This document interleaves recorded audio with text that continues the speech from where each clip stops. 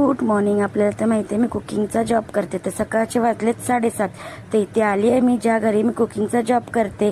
आपल्याला तर माहिती आहे दीदी ऑफिसला जाते व ते टिफिन घेऊन जाते.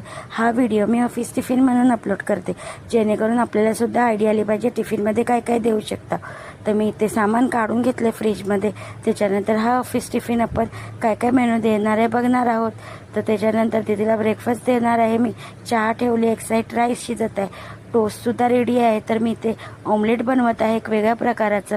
तर ह्या ऑमलेटच्या रेसिपीचं नाव काय आहे आपल्याला माहिती असेल तर कमेंटमध्ये नक्की सांगा.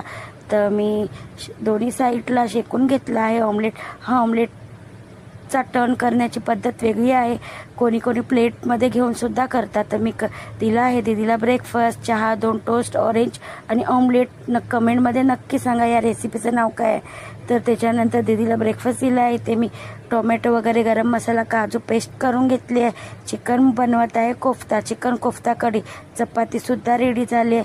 तर बघू शकता अशा हाताच्या साहाय्याने कोफ्ते करून घेतले आहे छान. आणि मसाला भाजल्यानंतरच कोफ्ते छान आपल्याला स्लो गॅसवरती शिजवायचं आहे. त्याच्यानंतर कस्तुरी मेथी ॲड केले. भाजीमध्ये बनवले मिक्स भाजी, फ्लावर, वाटाणे आणि बटाटा अशी भाजी होती. चिकन कोफ्ता कढी रेडी झाली आपली.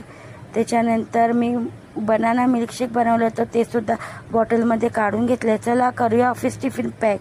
तर टिफिनमध्ये दिला आहे स्टीम राईस, फ्लावर, वाटाणे, बटाट्याची भाजी, मिक्स घीवाली चपाती, असं ऑफिस टिफिन पॅक झालं आहे. त्याच्यानंतर दिलं होतं बनाना मिल्कशेक आणि ऑरेंज फ्रूटमध्ये ऑरेंज आणि कोफ्ता चिकन कढी असा मेनू होता. सगळं व्यवस्थित झाकून वगैरे जात आहे मी घरी.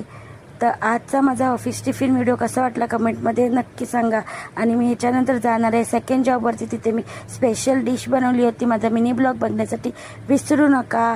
तर आजचा व्हिडिओ कसा वाटला आणि तुम्ही अजूनपर्यंत माझ्या यूट्यूब चॅनलला लाईक, शेअर, सबस्क्राईब नाही केलं असेल तर माझ्या यूट्यूब चॅनलला लाईक, शेअर, सबस्क्राईब नक्की करा. ज्या पद्धतीने तुम्ही फॉलो करत आहात त्या पद्धतीमध्ये मला सबस्क्राईबसुद्धा करा माझ्या यूट्यूब चॅनलला. थँक्यू.